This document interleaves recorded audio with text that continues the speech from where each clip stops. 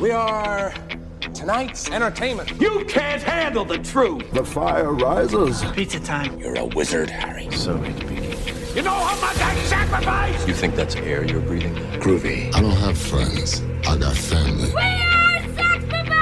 1, 2,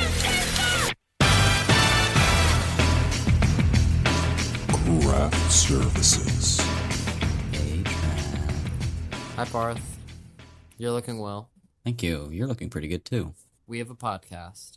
I'm We afraid. do. I guess we start this off by, what we've been eating, but we both know what we've been eating. Because we ate it together. Parth, we had lunch. Call me crazy. I would never. And where was it? What was it? Tell the people at home. No, Trent, you tell the people, because I just told you off air. You should remember, right? So Parth's trying to embarrass me because I've asked him like 3 or 4 times to remind me what the name of the restaurant was. And just off the air, I said, Parth, can you tell me what the name of what I ordered was? Because it was Asian fusion, and that's not really something I'm well-versed in. And I believe the restaurant was called Jin Soy. You got, I think off to a flying start. And you wouldn't tell me the name of the dish. Well, I was saying that... all right, tell me. Well, Don't embarrass me any further. No, I wanted to embarrass you on air, and I wanted people like to know every that you fucking didn't know. week. Yeah. I can't help it if I know more. It's not my fault. But I had the chili garlic chicken, and Trent, you shared a meal with friend of the show, Jackson Clark. Yeah. Where he had a vegetable gobi Manchurian, and you had chili paneer.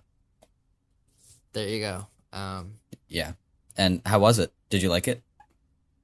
For your first time? Absolutely. It was wonderful. Really, no notes. You said that it was like Indian parallel food. I mean, it is like Indian food. Like chili paneer is like a known, like it's a pretty common. It's like a weird Chinese Indian fusion thing. You know. Well, now that we're all caught up on that, should we get to the show now? This is the grand finale of Scott Pilgrim month. No. Well, not the grand finale of the month. Wait, but next week, like this interview is pretty cool. But this is the grand finale of the interview portion of Scott Pilgrim. Cue the intro.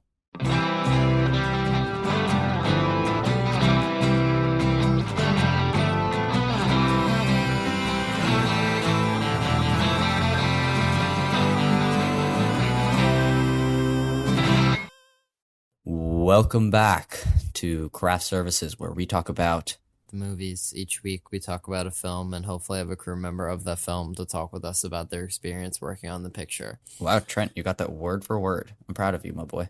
Well, yeah, thanks. I've been working on the show for several years now, so I'd hope that I could do the introduction without the Google document up.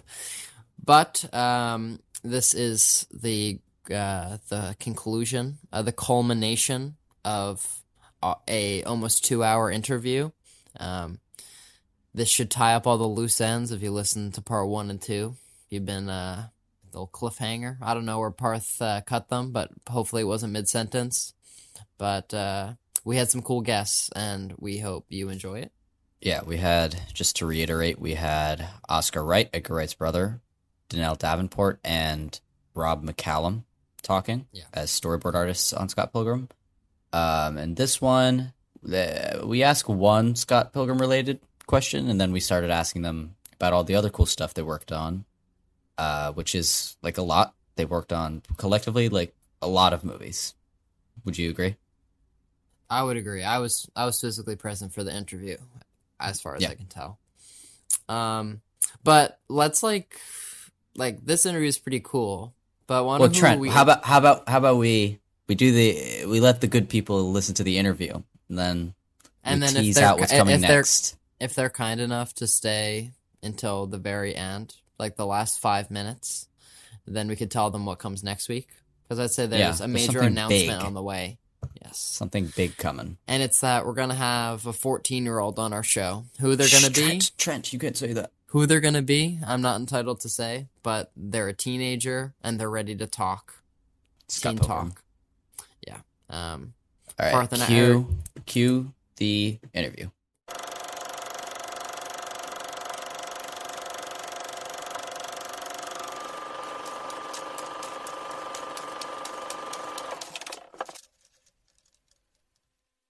So I guess the last Scott Pilgrim related question we'll ask is Edgar Wright. I mean, obviously, Oscar, he's your brother, so this might be a weird question, but it's just like, how does he compare to other directors in terms of process or just working style? Or working whatever? collaboratively with the storyboard artists? I'll let you guys do this. I'll let Danelle do it. Okay. Yeah. Edgar is like just amazing director to work with, and he's very inclusive. He really values your input, your work, and he's it's really. I always feel really privileged when I have a chance to work with him because I also learn a lot too. You know, and each project is so different. And again, and it's every director, like every project is different, and they have their different ways of working and their different processes. And, you just have to be really adaptable to, because they're also changing to the needs of their project too. Edgar can be some directors don't plan anything out. Edgar really has a clear vision. Most of the time it seems to me going into something. And he's really good at giving you the information that you need to, kind of turn out the product that they can use. And so he's really pretty good about giving you thumbnails and, he has a kind of a vision for the scene before you even sit down to do it. So it makes the job really, really, really fun in a lot of ways. But he's also open to, suggestions, I'm trying to think of, like on Baby Driver, there was a little bit more of that because there wasn't a book in hand to follow, kind of this roadmap that the Scott Pilgrim, the comics had set up. So he, when you're doing a lot of driving shots and a lot of stunts, there's a lot of unknowns as you start to go into it and start to unpack what is this actually going to look like. Once you start getting things on the page, that's when you start to see these things might be able to be moved around or might be able to be manipulated. And he's open to hearing all that stuff too. He wants to hear that too. So, yeah. Well, from my side of it, I didn't really have that much to do with Edgar because Oscar had been around, on it for so long, and he's Edgar's brother. He was much more kind of, because I was coming into it and there was a lot of catching up to do as far as I was concerned on it. Usually I'll just work with the director, but because I was kind of coming in and initially as kind of support job,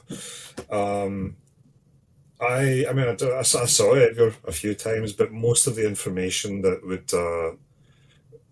I'd be told to do was stuff that Oscar had gone to the meetings for and stuff. So I actually professionally didn't have that much to do with Edgar because all my information came from Oscar. Which I would say is,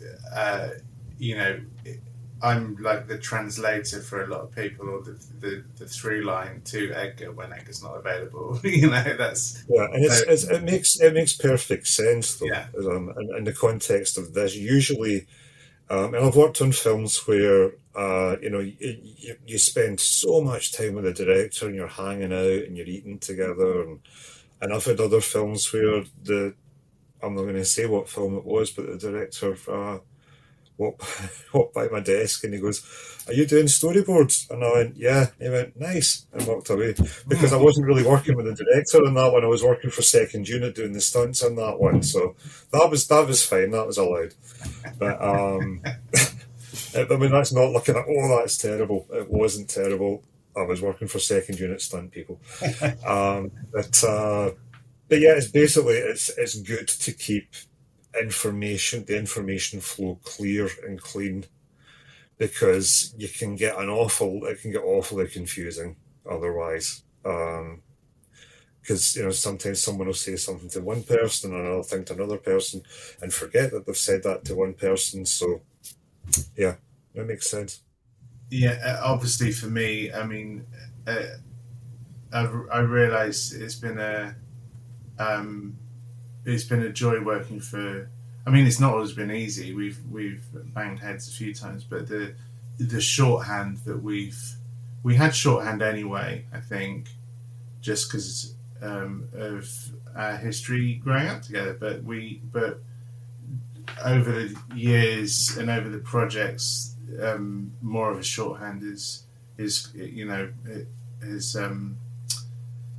been created, and a trust as well.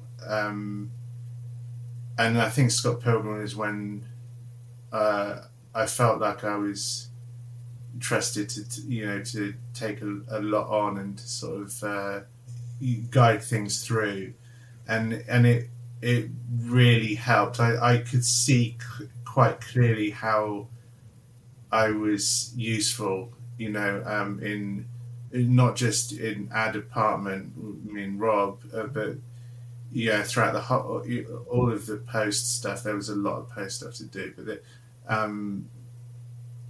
in that art department, there was a cohesive vision that I think I helped Marcus, our production designer, get that across to everybody as well. It became a proper little unit, didn't it? The art department was very, everybody was getting really excited about it, and it took a while. It wasn't instant, but you sort of built up this momentum, and people were getting really excited about the prospects of this might actually work, and that was brilliant to be involved with. And subsequently, prior to that, obviously there was Shaun the Dead and Hot Fuzz, but Scott Pilgrim was where I had a lot more to do, and it was it was incredibly. I felt incredibly useful just being like a bridge to Edgar's brain sort of thing, like a fast track to Edgar's brain for other people who couldn't, because Edgar was being pulled in every direction, as you can imagine. He had so much to deal with. So when people wanted a creative answer quickly, I was there. So that was really handy. It just, like Rob said, there was a through line of information, and that's, as a storyboard artist, that's gold. If you've got information on how the other departments are making their decisions, and that's all you want. You want as much information as possible so you can tell the story properly. That's ultimately it. And you achieve the vision. If there's a clear vision, you want to achieve that vision, and that's and we were all on board to achieve Edgar's vision.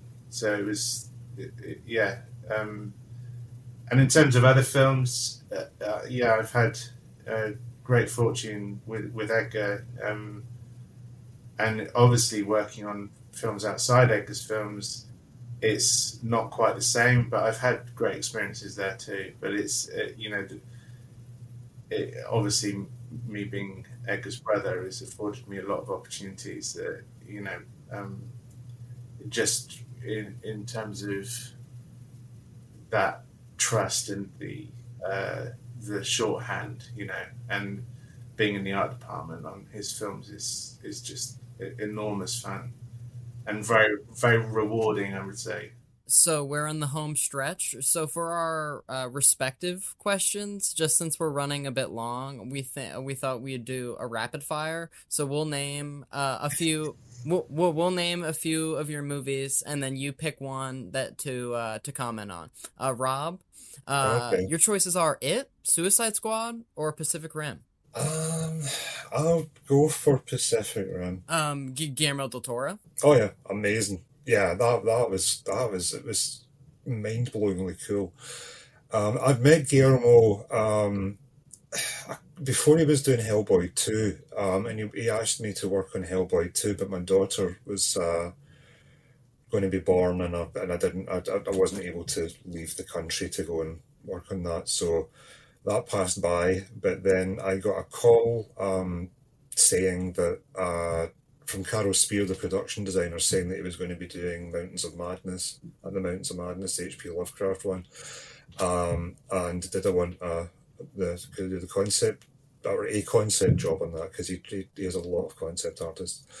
And then that went away. That went, whatever happened for whatever reason, that went down. And then about the next week, I think the same studios, Pacific Rim, came, and I got a call for that. So I ended up, I was on that for a good long time, and possibly one of the most complicated films I've ever worked on, as far as the technology go. I mean, ILM were involved, and there was all these animatics being done, and then because I don't know if things were changing so quickly, but it was easier to do board dramatics, where you got the storyboards and they were animated and put in, sound effects were added and stuff like that, and it was able to be turned around faster for changes or something. I think that was why.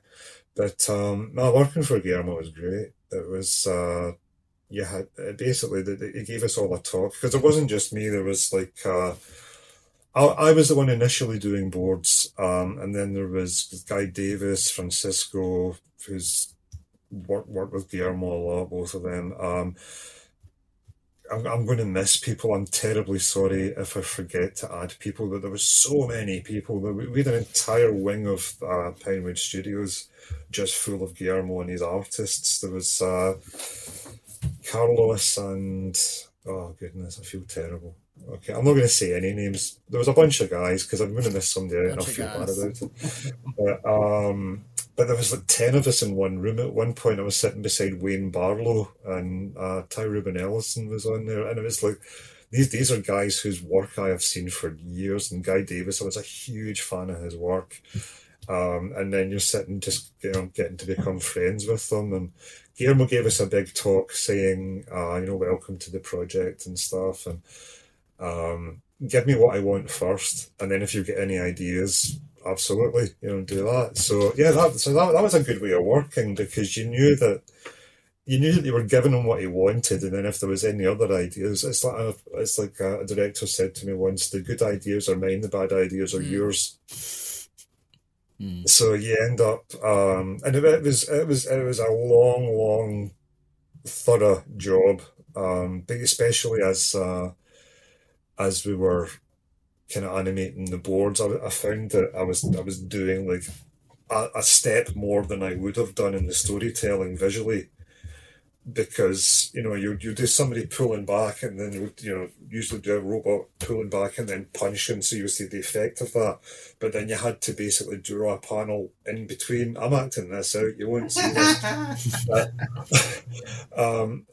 you did in between just before the point of contact, so that when it was animated you would actually see it, very rough animatic. But going down to set and seeing the giant the giant robot heads and stuff like that was just incredible to see, because there's these hugely complicated hydraulic robots and stuff, and it was quite the experience. It was quite the experience. Well, just getting to turn up at a job and go, right, I am drawing this monster fighting this robot, and it's like, this isn't going to happen of dreams. again. This is wild, and like the drawing sequences, we always went big, and we were well aware that we were probably just, we were becoming the script for these fights at some points, Were you involved with the Hong Kong fight? No, no, I didn't do the Hong Kong fight, but I think I did suggest using the boat as a club. Well done. I might be wrong, but I'd suggested using a submarine as a club for the end fight underwater. And then a boat turned up in the Hong Kong fight. I don't know.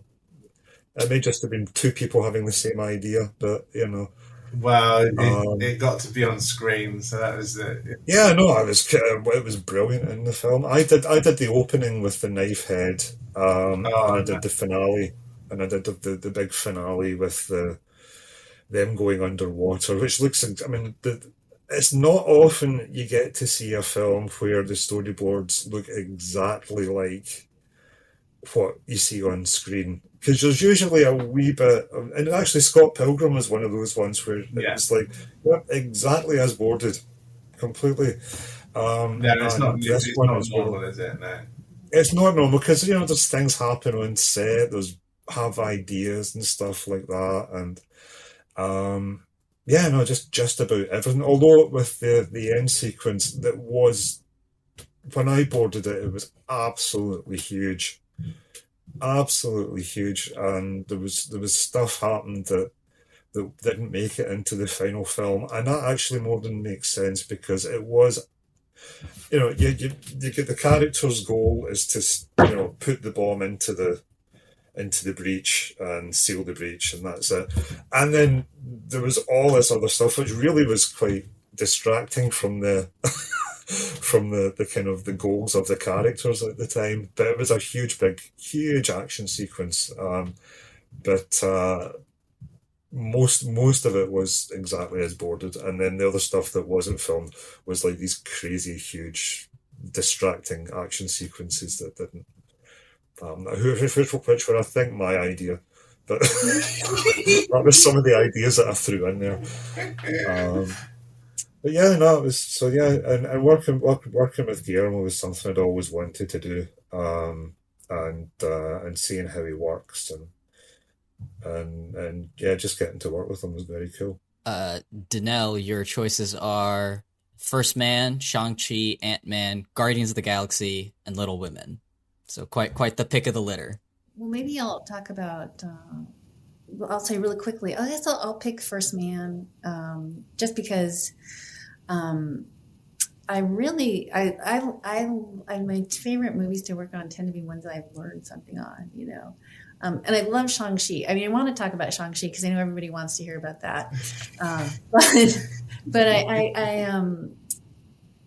First Man, it was just such an interesting project to work on. I learned so much about the space program in the 60s. I thought I knew about it, but I really didn't understand the personal story behind the individuals that were the test pilots and the astronauts and things like that. And I think that, Damien had, a vision to try to really tell that personal story, and he really, really succeeded in doing that. And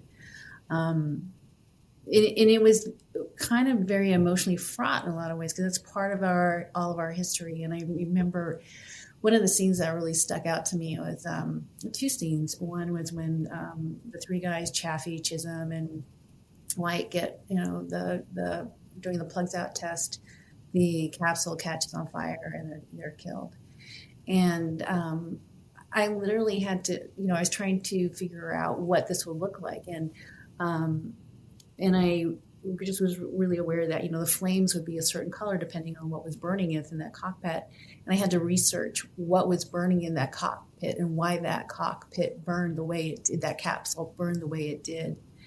And it was kind of, it's when something's real history like that, and it's a part of our history of our country, and you're in that moment, and you're in the story because you're working on the movie. It was really just a really moving story to work on, and I just got very kind of emotionally involved in it, oddly enough, which I don't really do. I have fun on these movies a lot of the time, but not in the same way that I did on First Man. And I had to.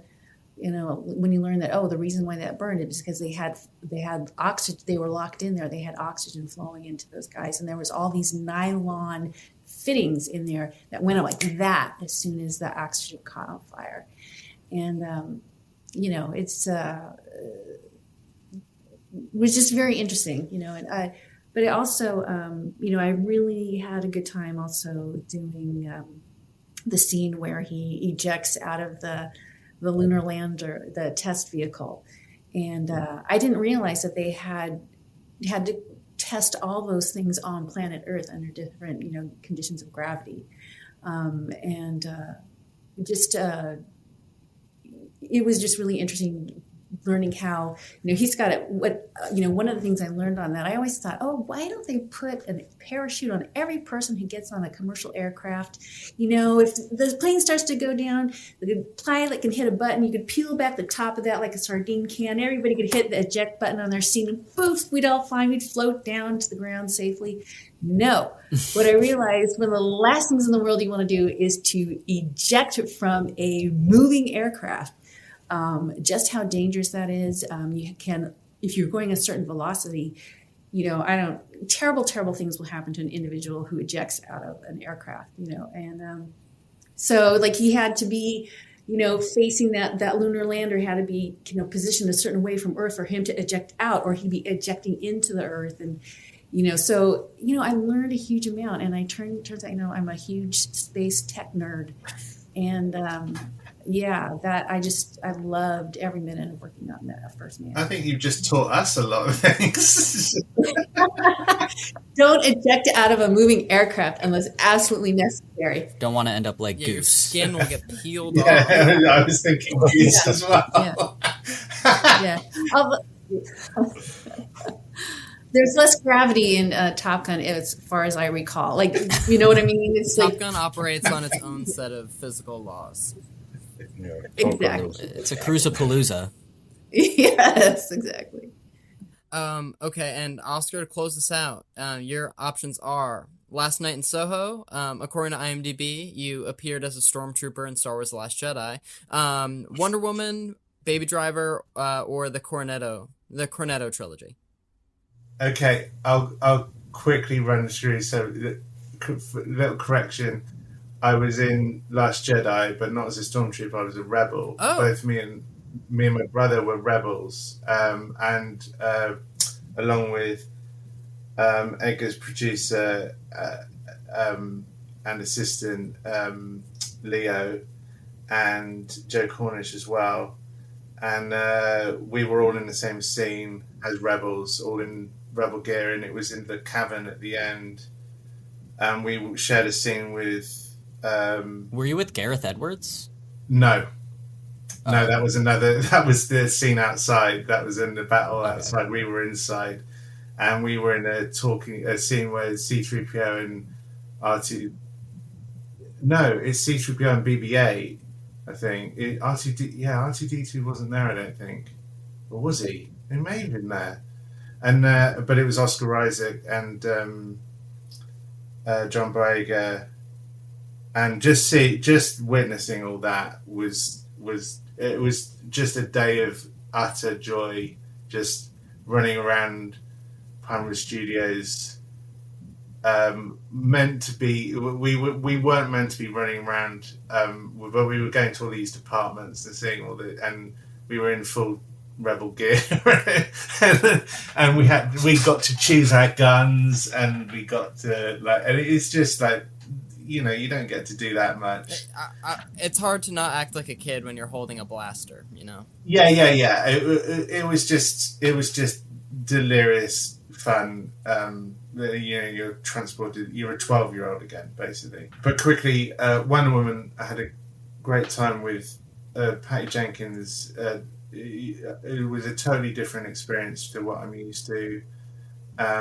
I didn't actually feel like I helped out on that film a great deal. I don't think I was actually that much use on it, but I had a good working relationship with her, and she did teach me a few things. There's a few things that we got to talk about. We were talking about things very frankly throughout the whole film, and I got to see things that I didn't think would work, and she proved me wrong. And I got to tell. I've met her since, and I got to tell her that as well. I said, I owe you an apology because I didn't think that would work, and you made it work. So, I learned a few things from her.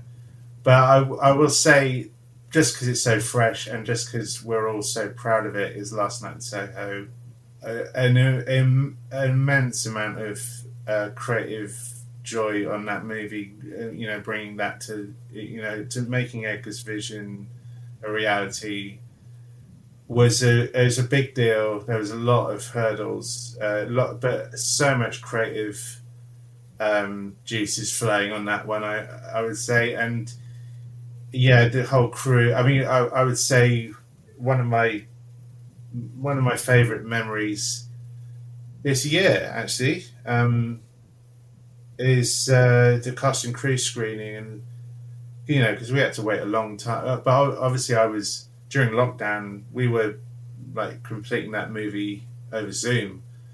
We were seeing all the VFX come to life when it was like a skeleton crew. The VFX team. This was when everything had broken right down, and we'd done our reshoots on it, and they worked out really well. And I think we were one of the first productions to get up and running. On Pinewood, Pinewood is usually full of Star Wars, full of Marvel films, and it's a huge site, and the only 2 films that were happening was us doing our reshoots for Last Night in Soho and the latest Jurassic World movie, and we were the only 2 things in this entire studio happening. And that was a very strange experience, but really a good one. All the restrictions made it actually move faster. We all thought it would be slower, but because it was so regimented and there was no hanging around, and we all had to be very, very focused about what we were doing, and it went by. We got everything we wanted to get, which was fantastic. And then it was VFX after that. But cut to the cast and crew screening after such a long wait, and everybody had done films in between and stuff, which is usually the case with cast and crew screenings. But I just remember seeing everybody come out of that cast and crew screening, and it was just beaming faces. It was people just beaming with pride. They were all so proud of. Because I think what Edgar manages to do, and I think Rob and Danelle will attest to this, is one thing Edgar manages to get is all the craft up there on the screen. Like everybody's hard work is up there on the screen, and you recognise it all. Everybody feels like they've done their job on that movie, and I think you'd agree, wouldn't you guys, with that? Absolutely, yeah. For sure. Yeah, it's that was one of my sort of most cherished moments, was just seeing the whole crew's faces coming at just beaming with pride. It was fantastic. Which can't be said for all films. I'm just thinking that. So yeah, that was very special. Parth, is it awesome? Trent, do you think it's it time? It's time for our big kahuna final question. So I don't know who would like to start, but we ask all of our guests at the end of the interview what the last great movie they watched was. Not good. Great. Great. Okay, I think I know that my answer is going to be the same as Oscar's. Okay, we're talking. What's the criteria here? We're talking new movies, recent. It can be anything, and if you rewatch Scott Pilgrim for the interview, maybe we don't count that. Yeah. Okay. All right. Okay, but the last one is in time. Okay. Well, probably the new Dune. I was really impressed that's great. by that. Yeah, and that's just basically because I just watched it very, very recently. There are other great movies I've seen. I saw last night in Soho. And I thought I loved it, absolutely loved it. But I saw June just after, so it has to be that. Danelle, anything coming to mind for you? Gosh, I there's so many that I really love, and I did just see Last Night in Soho, which I really love. Really sucking up. Yeah, I know, right? She hated it. But I just thought, no, I sound like right there. But I saw it Monday, and that's the one that's most fresh in my mind. But the other I can't really We've had some really talented people come on here and literally be here for 10 minutes because they're like, I have no clue what I just watched. I'm so busy. I know. I just you can circle back to me. I'm trying to think. I'll agree with Rob. June was staggering to me to see on the big screen. Interestingly, the last film I've watched, literally last film I watched, me and my wife and I, because she hadn't seen it and I wanted to see it again, is the original West Side Story. Whoa. We watched that, and it's astonishing, that film. That is an incredible film, and I can't wait to see Spielberg's one. I haven't seen it yet. I can't wait. I've heard good things, but Yeah, also, I really can't wait to see it's it. an unenviable task to remake that good of a movie from 50 years ago. But if anyone can do it, it's Uncle Steve. You know. I totally agree, and he's wanted to do it. By all accounts, you've heard that he's wanted to do it for a long, long time, and by all accounts, that shows is like he's had the way he's going to do this down, for a long time, and I've heard that it's just full of that creative energy that I mean, that's the thing. Yeah, you recognize creative energy. You can see it. When someone's got a fire in their belly, and it's up there on the screen.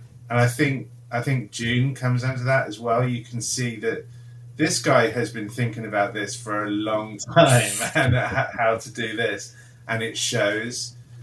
And I put it up there with for sheer visual, like, astoundingness, and and I'm talking about seeing it on the cinema where it really knocks you for six. For me, June is up there with in recent years Spider-Verse, which knocks you for six. Spider-Verse absolutely blew me away, and prior to that, Mad Max Fury Road. Fury Road just floors you with its creativity. And same again with Spider-Verse. And for June, I was blown away that he managed to make a very convoluted, heavy sci-fi story, quite narratively simple, but the sheer scale that he managed to get across on the screen, and just to make you in awe of every, really, non-action visuals that just floor you. You just, I just remember being totally blown away by Paul Atreides and his mother walking across the tarmac of where they all landed on Arrakis for the first time, and just then walking across the runway, the tarmac, basically, and the scale of everything in the background, and just it was one of the most beautiful shots in the movie. And it's like it's just the compositions and the scale he achieved, and the beauty of the shot, and it's like, wow, this is cinema. That's pure cinema, Yeah. So yeah. Danelle, did you get anything? Did anything jog your memory? Yeah, sorry. Just as a nod to Shang-Chi, I guess. I gotta get that in there. I did watch a lot of martial arts movies for prepping that, for doing the fight scenes and things like that. And I rewatched, Crouching Tiger and Hidden Dragon and House of Flying Daggers. Yes. Which, blew me away visually. I just, just blew me away, and I absolutely loved them. And I also the thing I always learned one thing from each movie I work on, and one is like, I love Jackie Chan. Yeah. That's what I took away. I think I saw every Jackie Chan movie ever made. Jackie Chan's the man. Yeah. Yeah. But yeah, I hadn't seen House of Flying Daggers, and when I watched it, it's just so visually stunning. It's just amazing. Out of interest, which Jackie Chan films did you watch in preparation, or your favorites for Oh, my favorites. I am a big fan of the original Karate Kid. Oh yeah, the original, yeah. And I hadn't seen it, and I watched it for this, and I actually really loved it. Are you talking the remake with with Jackie Chan? Jaden Yeah, Smith? With Jaden Smith. Yeah, he's in that. Nice. Yeah, Jackie. yeah. I've got fun. I'm gonna have to tell you all my guilty pleasures, like High Noon, Rush Hour, Rush Hour 2, Rush Hour 3, Shanghai Noon, Shanghai Noon's great fun. They're great fun. Oh yeah. So I'm a huge fan of Police Story. That was one of I was just gonna ask, out of interest, do you know if Police Story was like? I feel like the stuff on the bus is kind of clearly Shang-Chi taken from Police Story. I don't know. I'm not privy to that information. Okay. Now, if you're literally, God, that's the truth. If you're a Jackie Chan film, watch Police Story. It's I think I don't want to speak out of turn, but I think that's me and my brother's favorite, and we said that to. I think Brad Allen asked us what was our favorite because he's from Jackie Chan's stunt team. And he asked us what our favourite Jackie Chan was, and we both said Police Story. And I've got a soft spot for Project A as well. But Police Story, and I remember Brad just nodding his head and going, that's Jackie's too. And I think that's Jackie's favourite too. So it's too good. It's just, and that's another thing, it's that creative vision. It's clear Jackie Chan is all over those movies, and it's his vision. And my God, it's so they're just incredible movies. Yeah. Parth, you want to bring us out? Yeah, no. Wow, this has been a wonderful long time. This is, I think, the longest interview we've ever done. It was all great though. Thank you so much to all of our guests.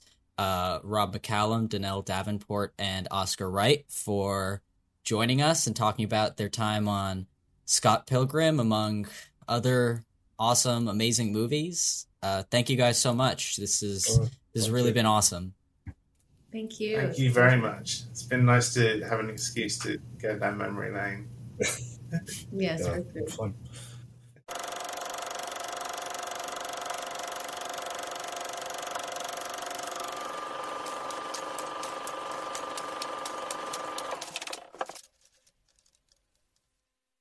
Hey Trent, wasn't that that interview? We finished it. We did it. Best month-long interview ever. It only took a month. 1 month-long interview. Yeah. Trent's a little annoyed with me because I said something pretty rude to him that you listeners will never know about. No, tell them what you said. Take the names out of the equation, but no, tell them what you said. Well, Trent was talking about a certain person that he and I collectively know, and was saying that he had previously at lunch been making fun of him and friend of the show Jackson Clark, and saying that he was painfully boring, and he alluded to the fact that he said that again just now, and I said that he was being mean and that he was not that bad, and it could not possibly have been that bad, because I have also run into the said individual on the street and had to talk to them, and they were perfectly fine. Not like my favorite person or something, but like very nice. And he said, "Oh, the best 5 minutes of your life, huh?" And I was like, "Yeah, certainly better than talking with you." And he said that if we weren't recording, he would have left the call. Because it's kind of like my shtick, is whenever you say something like mildly annoying, I can just hang up. Yeah. It's a nice card to have in my back pocket. And then I have to send you an apology text like 30 minutes later. Yeah, you don't send me the apology texts anymore, but like whenever I tell Trent like things he should be doing more in his life, like he often just like leaves because he's like, "Parth, you don't get to tell me that. you don't get to be right. And now Trent's like really, you guys can't see it, but Trent's like really uncomfortable and annoyed looking at me. But that's okay because I'm going to give him a great honor. And the honor I'm going to give him is the ability to say, who's coming? Who is it? We're having the big guy on Wow, our show. who is that? Who's the big guy? He's the biggest guy I know. And that is local teen Marathe. Wow. Of what high school does he go to? Bridgewater. Of Well, he doesn't go to high school though. He goes to Bridgewater Raritan Middle School. Of Bridgewater Raritan Middle School. Wow, we got a middle schooler on our show, dude. We scored a middle schooler. Yeah, no, we're pretty awesome. But he's old for his grade. Technically, he should be in high school. Well, that's So, a relief. It's kind of basically almost a high schooler on the show. Yeah, remember when we started the show and Viraj said if we ever did Scott Pilgrim, he had to be on the show, our show, Craft Services. Like, he didn't really say that. I kind of like, he kind of was like, I don't know, that'd be kind of cool. And I was like, we're getting you on. Wait, I thought he was more enthusiastic about it. Is this your doing? It's like he wanted to be on the show. And I said, yeah, no, you'll be on. Tate wants to be on, but she texted me the other day and she was like, watching The Mandalorian, and it's really good. I should talk about it on your show. Trent, and I was like, this is Trent's sister, by the way. I was like, do you think we're a TV podcast or We're not? not. I was like, pick a movie and we can talk about it. But, But Viraj chose wisely. Viraj chose a movie, and a good movie, a movie we like to talk about. I'm excited to talk about it. Yeah, me too. I feel like this is the most like fun movie we've talked about in like a while. When was the last time you had fun on this show? Ooh, wow. Really long making me time go ago. back. Wow. Yeah, no, I'm gonna have to. Wow. Take a rain check. We started when 2020. That was a pretty great year. Yeah, it was 2020. Wow. I'm looking at our episode list, trying to drum up fond memories. Wait. No, on January 2nd of 2022, I had fun. Star Wars: The Revenge of the Sith. Yeah. That was. We recorded that on my mother's birthday, December 20th, 2021. Okay, so that clears up. I haven't had fun the whole year then. Yeah. No. 2022 sucks. Not until the big guy comes on the show. Yeah. I think that's really gonna spark something in me. It's gonna That's pretty awesome. Release my inner child, like Viraj, a child who is coming on our show. Yeah, a middle schooler. Yeah, we scored a middle schooler. All right. If you can give us a good rating on Apple Podcasts and leave us, nice words, that'd be nice. If you can give us 5 stars on Spotify, that'd be great to see. Please follow our Instagram, our Twitter. We post updates about what's coming out every week. It's a good time. You should follow it. Nice. Good sales pitch, Parth. Thank you. Hope everyone liked Parth's new intro. Way to go, Parth. Yeah. No, yeah. Edited by Parth Marathe. And next week we'll be hearing yours. Yeah. We'll see about that. And then What? the fan and then no. Yeah, no, like I'm down. But then the fans can choose Team Trent or Team Parth. Oh yeah, we probably should. Oh, maybe we'll make like a little thing on Instagram. Put out a little poll. We'll create like a clip. As if we need further division, I know. It's like civil war in here, It's tense at all times. All right. I'm ready. I'm calling it. I don't want calling to deal it? with you anymore. Parth, I literally hate you. Like, I would rather talk to person X. Parth, don't do this, please. No. I'm just kidding, Twent. I'm just kidding. You know that I love you. My skin, it's burning. You're a big guy. For you. Parth, can you edit in an explosion? When? Right now. Oh, yeah, wait. Here. Just to end the episode. Can it be a nuclear bomb? Sure. Do you think we can time it so that we can scream and then the episode can end? You ready? Oh, my skin. Oh my God. I'm in so much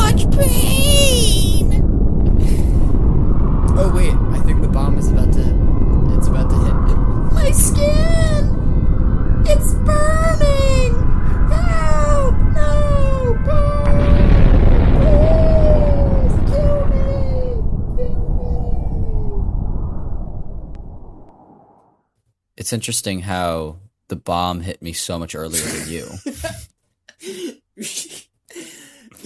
Like it took a long time to get to you. It was the fallout. Wow. That's pretty awesome. Wait, does this mean we survived? Or maybe this is what heaven is like. It's hosting a weekly film podcast. Parth, if that's not heaven, I don't know what is. And with that, Dun, dun, we go dun, out. dun, dun, dun, dun, dun, dun, dun, We're gonna get dun, copyrighted. Are you ready for this?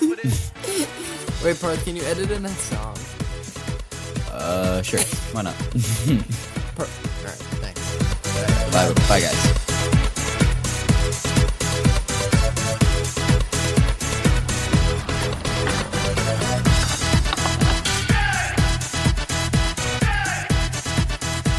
Craft Services.